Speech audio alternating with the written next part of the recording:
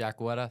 with the Double Eagle podcast. So basically, here is just this podcast. We just have kind of two idiots who know a lot about golf talking, and for some reason, someone gave us the mic, and we're gonna try to provide entertainment for people. We're gonna make the most of it. Yeah, yeah.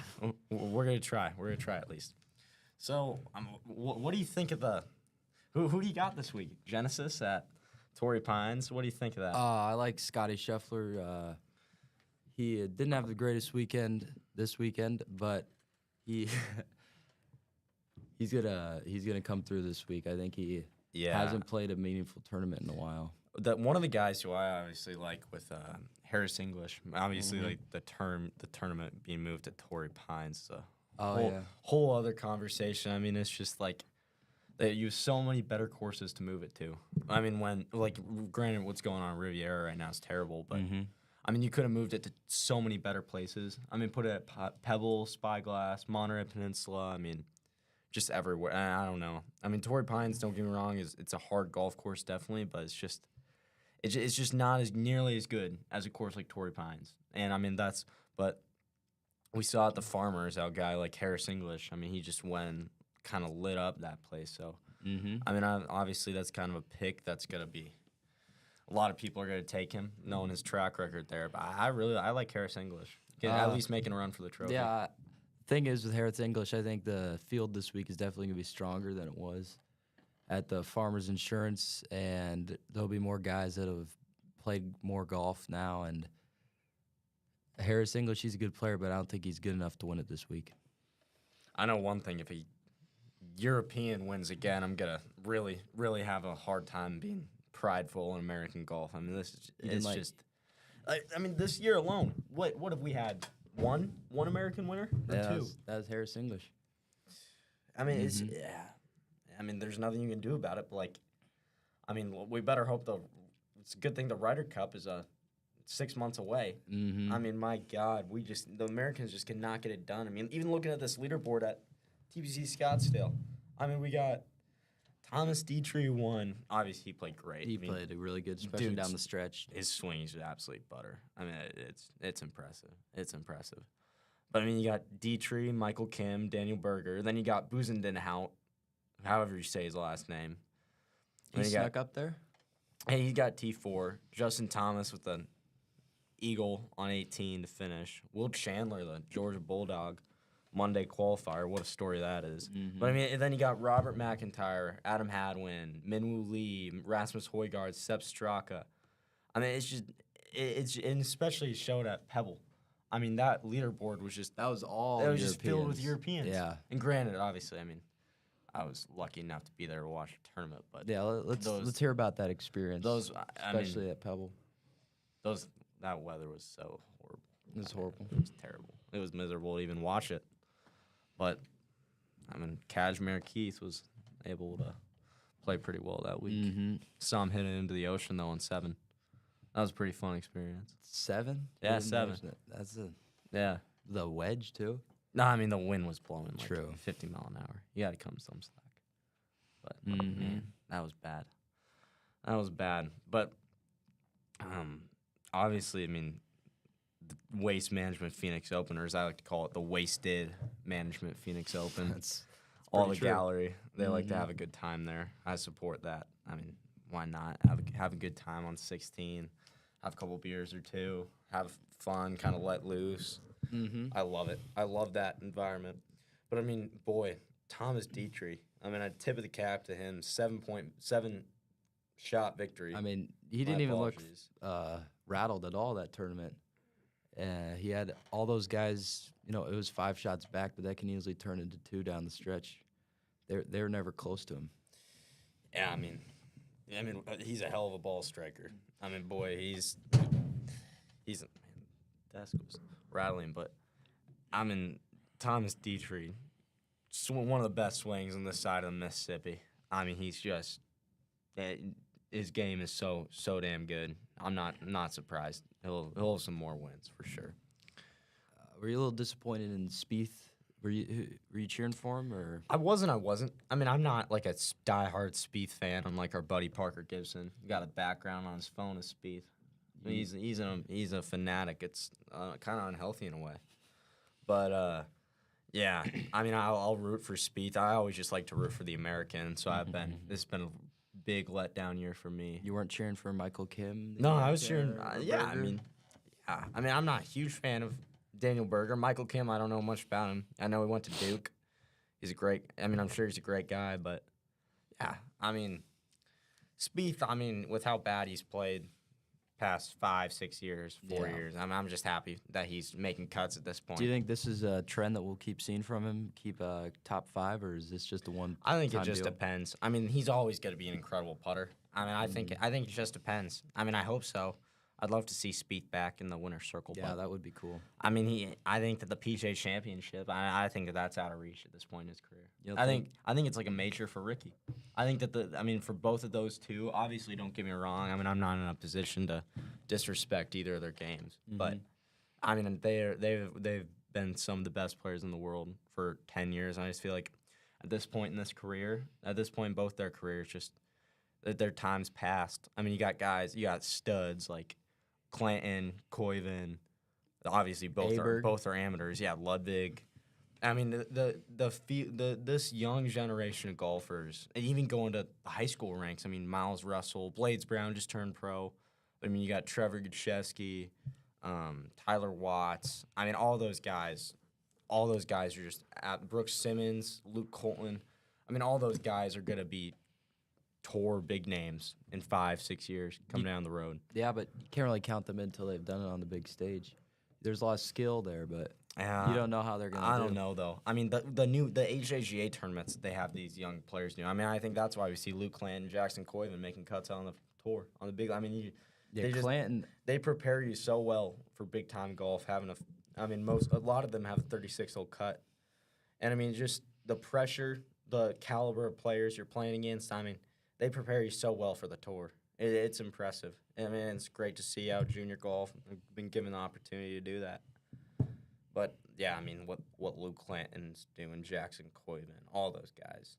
I mean, I'm the gap between amateurs and pros has gone to be very, very slim margins. And, I mean, I think it's an interesting take. I mean, look at Luke Clanton. I mean, if he's pro, he could be top 50 FedEx Cup. I mean, look at Nick Dunlap. Every tournament I turn on, look at he's Nick up there. Dunlap. I mean, the kid. Yeah, Dunlap. Dunlap should be a junior in college right now, and he's a tour winner. On tour, retain his card. Mm-hmm. Well, yeah, he won the Amex last year.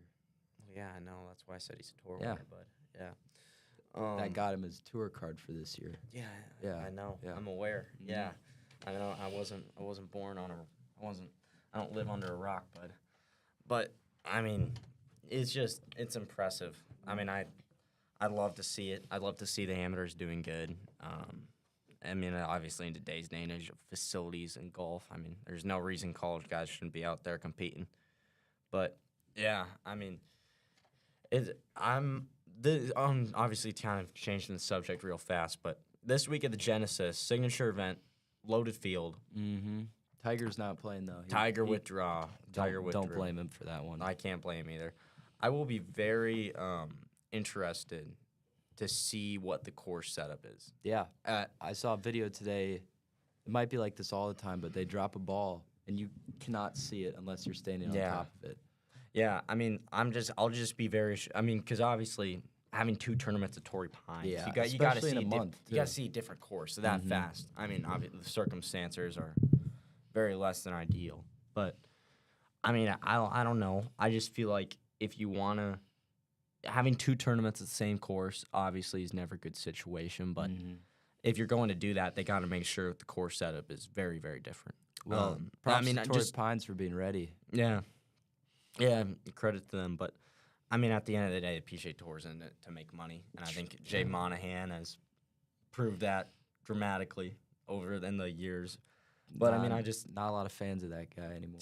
I mean, from me, I don't watch anything but golf, and I mean, I really hope that it'll be fun to watch, and the course setup will be different, and it's not. I just hope that it's not the same. It's not watching the same tournament over and over again. But I'm just gonna pull up the field real quick. I like Harris English to win it. Obviously Scotty Scheffler, he's always gonna be in the mix. Well, yeah, I think he he'll come through this week. He's played a couple weeks in a row now, and sometimes when he does, or most of the time when he does that, he gets a win every once in that stretch. Yeah, except he had to have hand surgery over Christmas. Yeah. I mean, if you're Scotty Scheffler, you should never. When did that? You should never touch a knife. I mean, that's shit. Was he making pasta? I know he was cutting. I think in I a heard he was. wine glass? I heard he was cutting turkey on Turkey? Thanksgiving dinner or on Christmas dinner. I heard I heard that he was cutting it up, and the thing just sliced right through his hand. Hand surgery for cutting. That's not like a small cut too. No, That's a massive cut. no. The other ones, who I mean, Jeez, I'm looking at this field. It is. yeah, it I is mean, loaded. obviously in a signature event, everyone has a chance to win it. But I love guys like Austin Eckroat, kind of the sleepers. Akshay Bhatia is not. Sepp Straka, I see as a sleeper too. He's been. Well, I hot mean, I these don't think past you could couple call a tour winner in the past month a sleeper. But he's not like. Well, that's because Not everyone's not. he hasn't played. He's not a favorite. I don't know. I think that I would be betting on Sepp Straka. I'd be betting on Harris English. Frankly, I think that a wild card pick could be Austin Eckroat. Obviously, Akshay Bhatia is an incredible player. Tom Kinn's been playing good. He just needs to string it together down the stretch. Yeah, he could do that this week. But I mean, a guy who I really want to see break through is Cam Young. I mean, just he's been so close. He's so many one times. of the best ball. He's just one of the best ball strikers all around. Incredible player, and I'll tell you, if he doesn't get the win in the 2025 season, I will be Not happy or I will be disappointed or very shocked. shocked. I'll Okay. be very surprised. I mean, his game is just perfect in every way to get a win on tour. I mean, I don't know. He's incredible. He's an incredible player. Obviously, everyone out there is incredible, but he's And he was He's real. doing it since the time he got on tour as a rookie. Didn't he 5 runner-ups his rookie year? yeah. I mean, well, and And a couple of he them was were majors He went too. to Wake Forest, just absolute stud junior. Mhm. I mean, roommates with Zalatoris. That's my guy. He's an incredible player. And then the other one, cool story here. I don't know if you know Ben Griffin. Dude was an accountant 3 years ago. He I went to think I've North. heard that story, He went to North Carolina, working in an office job, accountant. Took up golf during he obviously played golf in North Carolina. Incredible Yeah. player, but It's not like he just yeah, started and then one he, day. he started playing during COVID again. He's obviously played before that, but I think he started golfing a lot more during COVID, like he did when he was a junior and in college.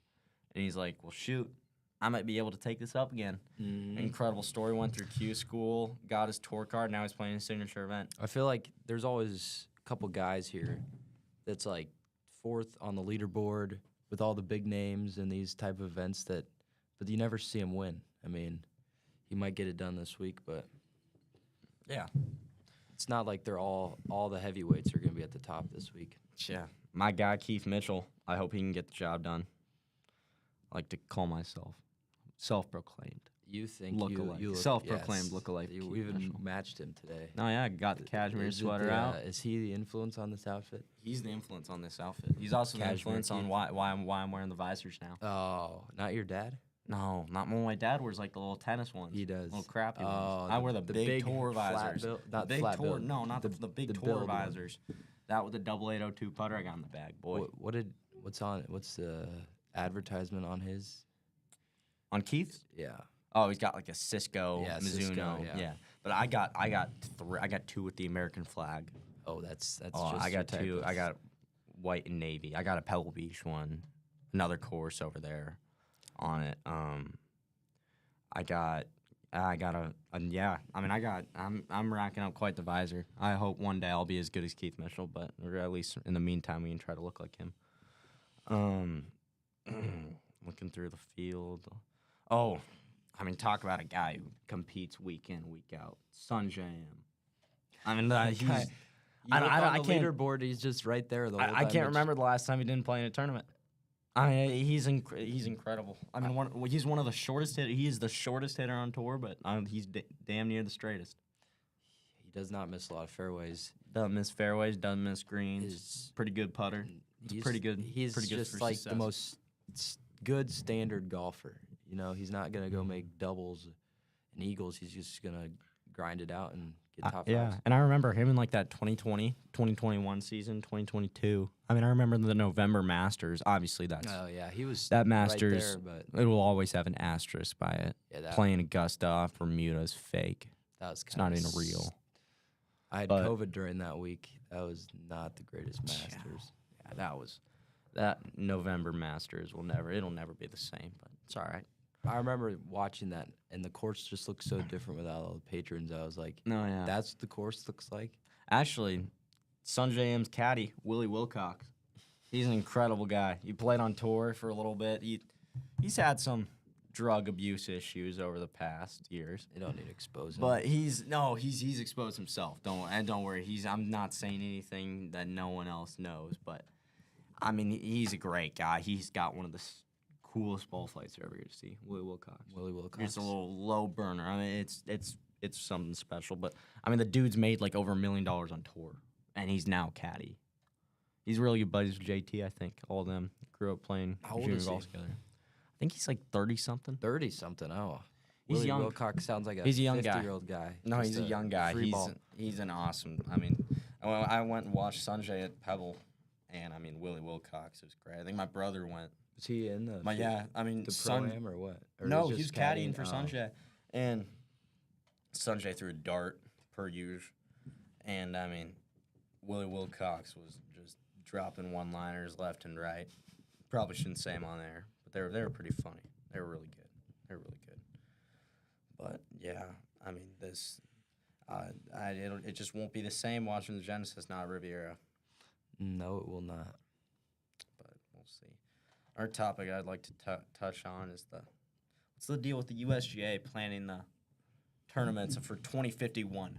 2051. Yeah. Look. Don't they not have them figured out for like 2028 or 2029? No, yet? They got them planned all out. I mean, granted, the courses coming up were really special. We got Shinnecock, Oakmont.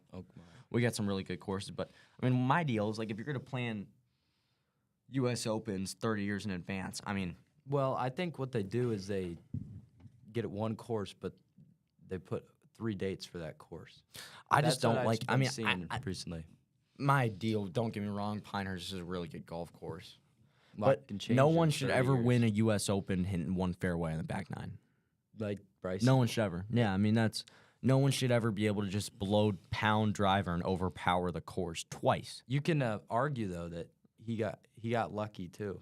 Yeah, I know, but when you got wire grass and you got sand and you got guys swinging an 8-iron, however fast he swings at 130, when you got guys swinging an 8-iron like 115 miles an hour.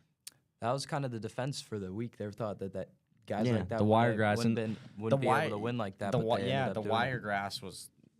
But I mean, I don't know. It's just a topic I'd like to touch on. I mean, it really bothers me. I mean, if you're gonna plan U.S. Opens 30 years in advance, at least do a rotation of, I mean, at least 20, 25 different courses. Yeah.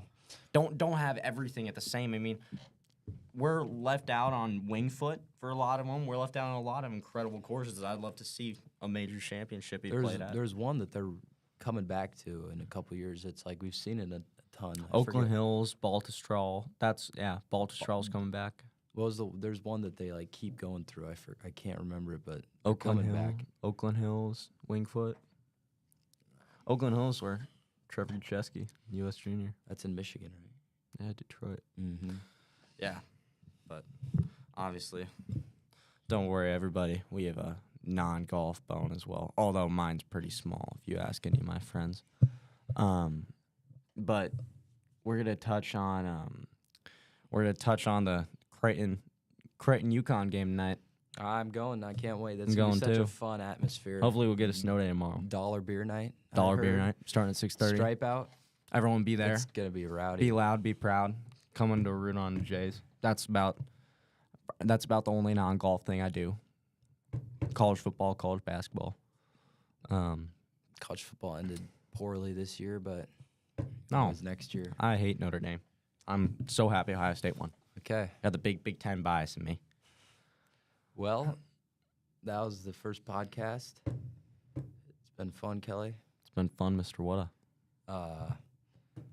See you guys back. Yeah, we'll see you guys back soon. Whenever, if Mr. Razgurshek allows us back. Hopefully, he allows us back. I mean, I wouldn't if I were him. But anyways, we'll see everybody. Thanks for tuning in. Yeah,